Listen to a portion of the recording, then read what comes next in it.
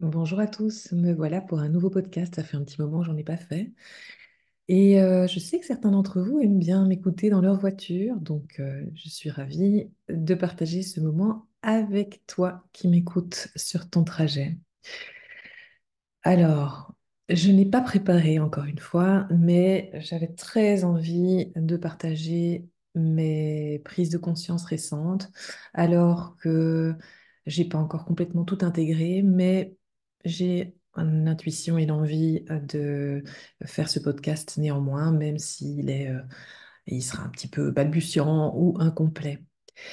Euh, Nous sommes en train de vivre un moment de transition tout à fait exceptionnel sur le plan collectif et sur le plan personnel. Si vous me suivez ici, vous êtes sensible à cette thématique puisque j'en parle régulièrement. Et je voulais vous partager ce qui s'est passé pour moi depuis le début de l'année, dans la continuité de 2 années plutôt challengeantes, pour utiliser un mot plus positif. Euh, pour moi, ce début d'année 2024, c'est un début d'année marqué sous le sceau de la relation, relation à réajuster, relation à interrompre, relation à nouer, créer, relancer, sortir de l'individualité et aller vers ce vers quoi notre énergie nous porte. Ce qui n'est plus juste pour nous et ce qu'on force à faire perdurer ne peut pas continuer de tenir aujourd'hui.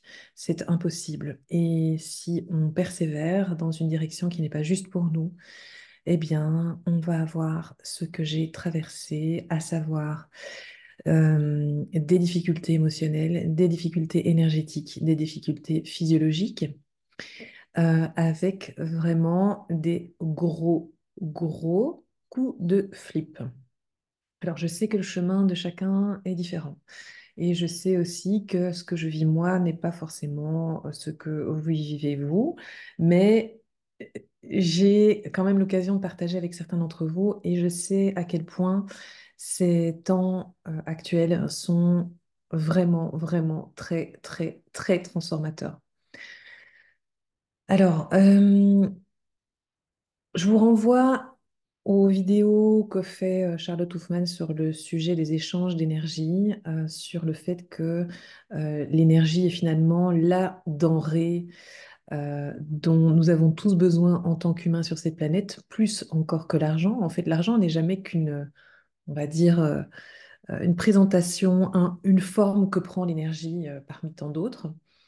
Et dans nos transactions relationnelles, ce qui se passe pour le moment, c'est que il y a beaucoup de recalibrage et puisqu'on fonctionne encore beaucoup sur le modèle du triangle de Karpman, il va y avoir les sauveurs, il va y avoir les victimes, il va y avoir les bourreaux, et on va tous encore circuler beaucoup dans ce triangle, à aller ponctionner l'énergie des uns, l'énergie des autres, ou à aller euh,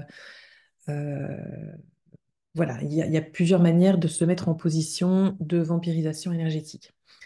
Alors, ce qui s'est passé dans mon cas, et je suis très transparente ici, c'est que j'ai été confrontée à des parts de moi qui n'étaient pas encore visibles jusqu'ici et qui n'étaient pas encore donc guéries, à savoir la petite fille intérieure, à savoir la part de moi sur laquelle je ne m'arrête pas beaucoup, pas assez. La part de moi que je ne choisis pas, que je ne chéris pas, que je ne câline pas assez. Dans ma démarche de coach, dans ma démarche d'accompagnante, j'ai vraiment à cœur d'accompagner beaucoup, de donner beaucoup, mais pas forcément depuis le juste espace et pas toujours pour les bonnes raisons. Ce qui s'est passé, c'est que dans mes relations intimes, j'ai aussi cette tendance et dans mes relations familiales, j'ai aussi beaucoup fait preuve d'oubli de moi, de suradaptation, etc., etc. Mais je suis aussi consciente, bien entendu, que je vais ponctionner l'énergie chez les uns et chez les autres. En l'occurrence, ce sont mes amis proches qui en font beaucoup les frais. Et aussi certains professionnels de l'accompagnement que moi j'ai consultés pour moi-même, chez qui j'ai parfois abouti dans des états vraiment de vide énergétique absolu.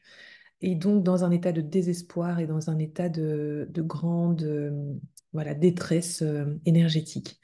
Voilà ce qui s'est passé pour moi ces dernières semaines, ces derniers mois. Vraiment continuer d'aider, de coacher, d'accompagner, mais pas forcément avec suffisamment de conscience de mes besoins et pas encore suffisamment de conscience de, des émotions que je ne voulais pas nécessairement voir en moi qui émergeaient dans certaines relations thérapeutiques ou dans certaines relations intimes. Donc ici, après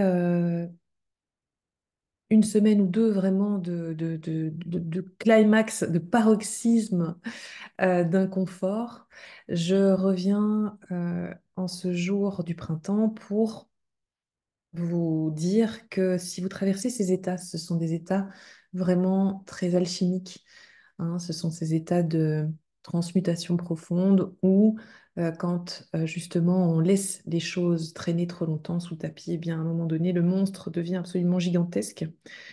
Sauf que quand on soulève le tapis, en fait, le monstre n'est pas si énorme que ça du tout. Et c'est même plutôt ce petit enfant blessé, ce petit enfant abandonné, isolé, esseulé, qui pleure pour que vous vous occupiez de lui et qui pleure pour que vous preniez soin de lui, pour que vous le cajoliez. Et on est tous en train, pour le moment, j'ai déjà écrit sur le sujet, de chercher des figures parentales extérieures et de chercher où s'abreuver quand on manque d'énergie. Eh bien, voilà, la réponse aujourd'hui, elle est très claire, elle n'est pas forcément confortable, et en même temps, elle est pleine de promesses. C'est que cette source d'énergie, c'est toi qui m'écoutes. Et on est vraiment dans l'obligation aujourd'hui de nous brancher de manière autonome à cette source infinie d'énergie. Et on est vraiment invité à questionner nos limites, à questionner comment on a été euh, construit, conditionné dans ces histoires de fonctionner ou donner l'énergie aux uns et aux autres. On est vraiment questionné là-dessus. C'est pour ça que la relation est vraiment un thème essentiel en ce début d'année 2024. Et on est vraiment questionné sur le courage dont on peut faire preuve pour se regarder en face, pour enfin, enfin nous chérir et ne plus tourner le dos à cet enfant intérieur qu'on a si souvent mis au rebut. Voilà, donc moi je voulais juste vous partager ça. Si vous traversez ces moments de ténèbres, parce que je ne dis pas tout, mais j'ai vraiment traversé des moments absolument terribles ces derniers temps. Et j'ai mis certaines personnes, j'ai pris certaines personnes en otage d'ailleurs dans cette période difficile. Si vous traversez ces ténèbres, si vous êtes vraiment confronté au pire, enfin au pire, il n'y a pas de bien ou de mal, mais à vos ombres, à ce que vous ne vouliez pas voir jusqu'ici pour justement mieux les mettre en lumière et pour sortir plus fort de tout ça.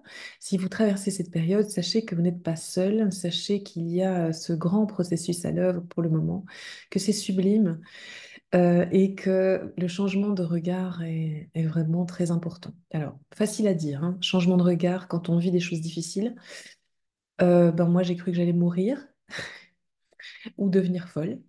Euh, donc, je n'avais plus accès à aucune ressource en moi. Et plutôt que de me laisser glisser, j'ai plutôt gesticulé. Donc, je me suis plutôt fait sombrer plus. Et pourtant, il y a cette proposition de se détendre, de se dire que ça passe et de se chérir dans tous ses états. Mais voilà, je le dis maintenant que je suis en train de vous raconter tout ça, alors que j'ai le soleil qui est en train de me chauffer le dos alors que j'entends des tondeuses au loin, que j'entends les oiseaux piailler. C'est facile à dire quand on est sorti de ces états, mais je voudrais quand même que vous puissiez vous rendre compte que on peut tout traverser, on est capable de tout. Si je peux le faire, vous pouvez le faire aussi. Et je ne sais pas de quoi demain est fait, mais en tout cas, ces épisodes de traversée donnent grandement confiance en soi, en fait. Donc, il faut vraiment oser y aller euh, à la façon qui nous semble la plus juste pour nous et simplement devenir plus conscient de nos processus, de nos modes de fonctionnement habituels, de ce qui n'est pas juste pour nous, pour les autres, et de non pas être toujours dans cette dynamique d'évolution perpétuelle de développement personnel au sens de je ne suis pas assez, mais d'être plutôt je suis assez, je suis suffisante, je suis capable de m'en sortir, je suis déjà tout, je suis déjà assez forte, je suis déjà assez courageuse, je suis déjà assez précieuse, je suis déjà assez grande, assez belle, assez beau pour me faire confiance dans ce processus alchimique. Il n'y a rien à devenir, il y a tout à être. Ça fait un peu discours, je sais, hein, discours spirituel là-dessous, mais je n'ai pas d'autres termes là pour le moment à vous proposer parce que c'est vraiment ce que je ressens, cette gratitude, cet ébahissement et en même temps, waouh. Donc, on verra pour la suite, mais un partage du cœur ici vers plus d'amour pour soi. Voilà, la conclusion de ce podcast. Je vous embrasse, je vous dis à très vite et je nous laisse traverser tout ça à la façon la plus juste pour vous, pour moi, en sachant que tout est changement et que c'est magnifique. À bientôt.